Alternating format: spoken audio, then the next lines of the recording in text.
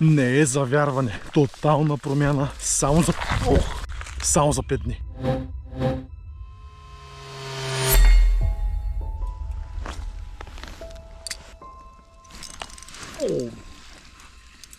Какъв удар. На 28. Клен. Айде.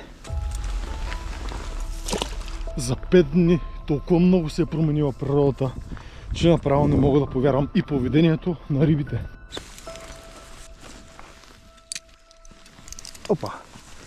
Ето, приятели, на 28-чката. Пореден кефал на 28-чката. Ох! Право в десятката. Айде, кефалче.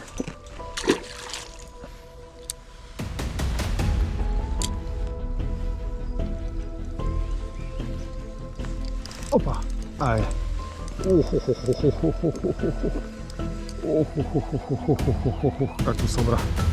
Как го събра.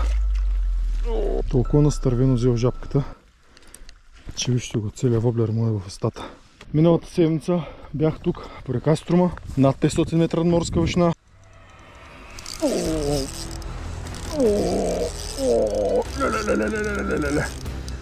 Паняк! Вир с дълбочина, воблер, който нагазва малко повече котълщ. Добро парче. Днес е 28 април, последни дни за риболов преди забраната. Какво да ви кажа, развълнувах се много, защото риболов беше много мъчен миналата седмица. Хванах риби, но основно на потъващи воблери, на бавно водене.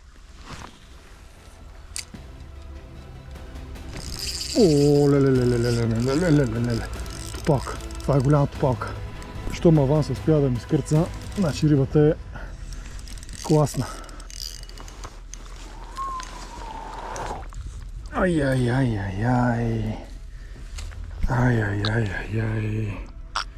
Вижте какво гюле.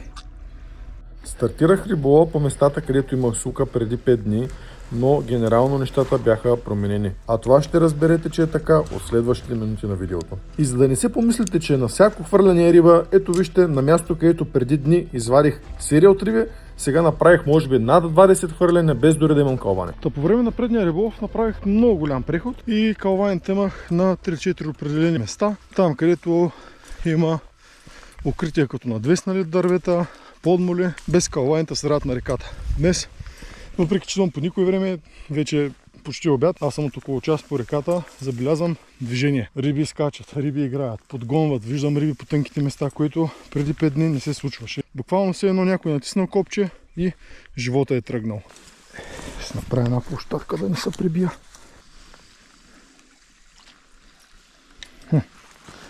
Там под дърветата забелязвам струпване на кефали, които тръгват по примамката, но не я вземат. Колко е интересно. Я да видим. На 28 вече хванах няколко риби.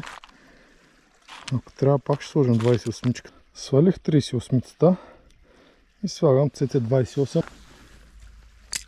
Интересно е как се впускат зад воблера, но не го атакуват. Иначе му тръгват много стръвно. Идва им една идея по-бързичък. Но там на това място няма как да се кача отгоре да му задържа. Оп, имах калване. Оп, още едно калване. Ето вижте каква разлика на едно място.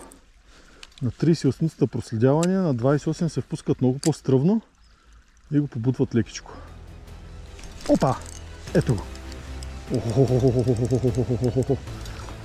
Страхотно! Страхотно! Ето, хубав струмски клен, педарка. Опа!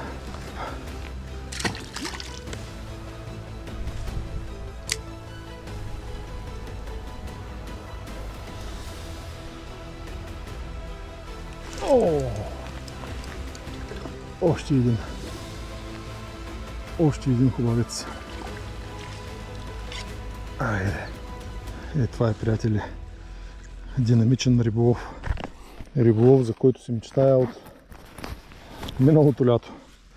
Може да не са ония големи топалки, дето ги лових преди седмица.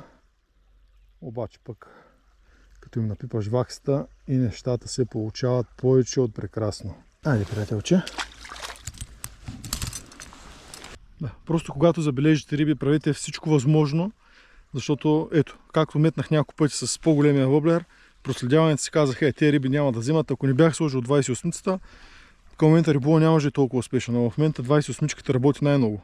Няколко риби хванати, доста празни удари, мнителни, но това е интересното риболова. Самото място в момента, където има струпани риби, ето там е едно паднало дърво, което разбива течението, точно зад него се е получило едно изплетняване като пясъчна коса.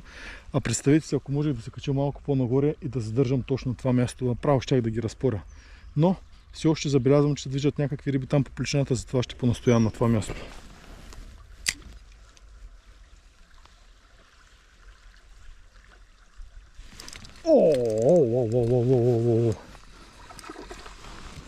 Какъв кеф само! Какъв кеф, пореден струнски клен. Айде, приятелче. И това е да ги набараш гъстички. О, красота. Оп.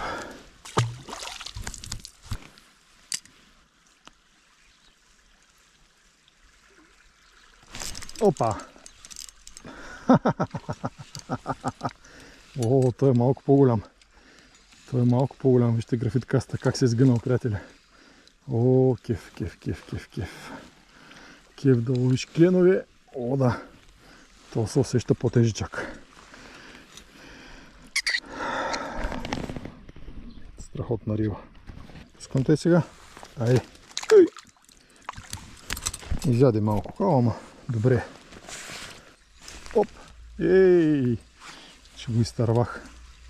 А калванетата с графиткаста направо се усещат с нови тресеток. Интересното е, че там където пада воблера, дълбочината е може би 50-60 см. И рибите изобщо не реагират на цопове да се вдигнат горе. Затова в момента ловя с потъщи варанти, за да мога да ги смъкна малко по-близко до самото дъно. Аз вече разбирам какъв е основният проблем. Проблемът е, че зад дървото водата е много тиха. И в момента, който вълкното падне в малко по-бързата вода, воблер се засила и тогава рибите се отказват. Наистина, буквално имам зона около 1,5-2 за проводка, където рибите атакуват.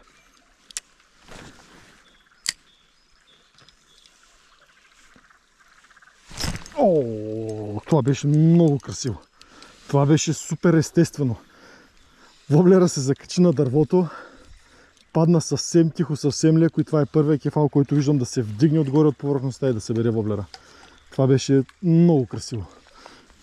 О, той самия кефал е с много хубав размер. Малко по-голям от стандартна запоедарка. Ето го, приятели. Кефал на CC28 с какауче. А риболов с графитка с варицата е страхотно удоволствие.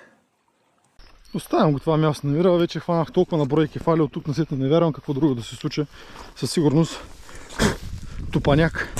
След това шляпане няма да се появи, но тотално копардисване, както казва Ванко. Накефих се мъжката. Оп, айде. Едва края на април сме, а слънцето грам не прощава. Миналата седмица за 2 часа направо главата ми тук изгоря зверски. Тък му се бях подстригал, бях без коса и имах кошмар на нощ. Не можах да спя. Затова вече ловя буската, шапчицата с увизащата с широката периферия и всичко е точно. Е сега е тук. Пак да се върна където започнах.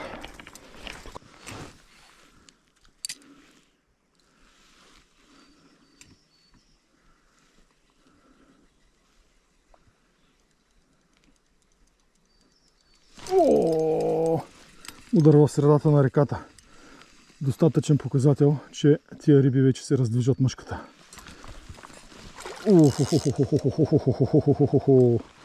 Скакалчето, приятели.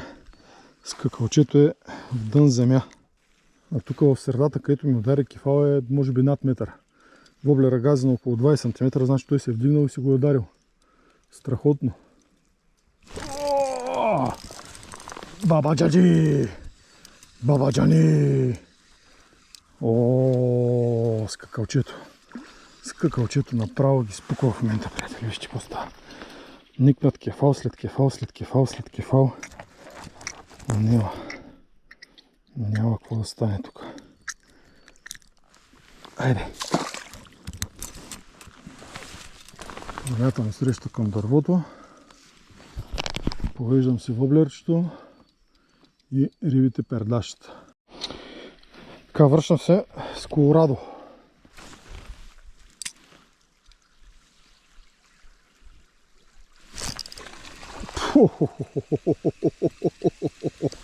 Какво стръвно вземане на Колорадото, приятели.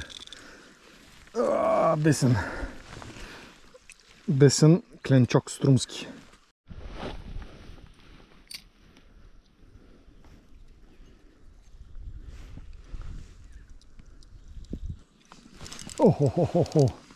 Айде, Колорадо.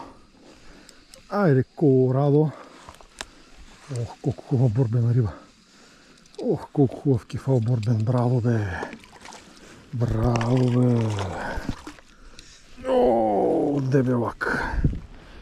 Дебелак на Колорадото. CC28, колорадски бръмбар. Айде, кефалче. Отлично.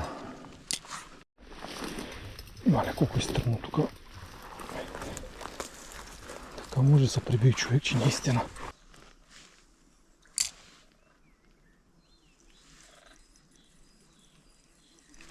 Йо, скакалчето. Айде пак на скакалчето. Опа. Ево, поредния спортист. Айде. Йо, още един. На това се вика да ги барнеш на къс пас. Скакалчето ги разкъсва.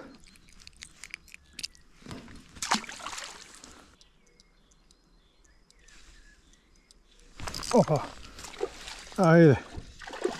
Трети кефал тук на това място. Опа! Вижте го, приятели, скакалица. Вижте го, скакалица къде е.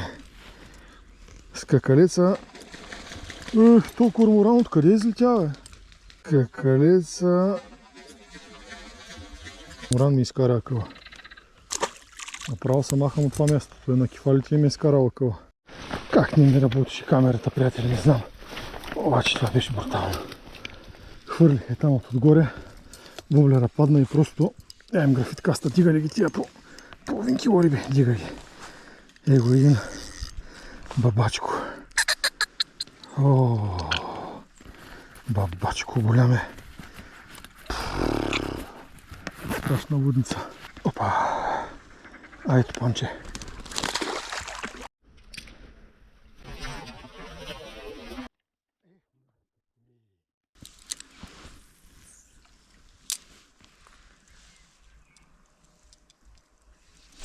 О! О! Голям е. Голям е. О! О! Че мало пари по газа. Как мъжил на тази коприва, братче. И аз с тънкия панталон. През последния час половина се появиха много облаци. Захладня времето и се отдадох на риболов по нови участъци от реката и сървах скандално големи риби, но съм много доволен, защото пък правя финални тестове на воблер, който ще излезе за новия сезон в Ласкаст. Искам да ви уверя, че е супер добър. Много наброй риби, не съм ви снимал всички риби, защото тези по 25-30 см, не знам колко хванах, 50-60, нямам никаква представа. Безобразно добър риболов, наистина не съм очаквал такъв резултат, пък камо ли за 5 дена разлика да има такова раздвижване на рибите. И въпреки, че го има това раздвижване на рибите, пак си имаше този тънък момент, в който да намериш правилната примамка и правилната проводка. Безспорно, CC28 абсолютен фаворит за днешния риболов. Надявам се, че видеото ви е било интересно. Чао! Сега ще половим малко щуки, малко морски риболов, евентуално някой друг разпер и от юни месец отново тръгваме по реките. До нови срещи!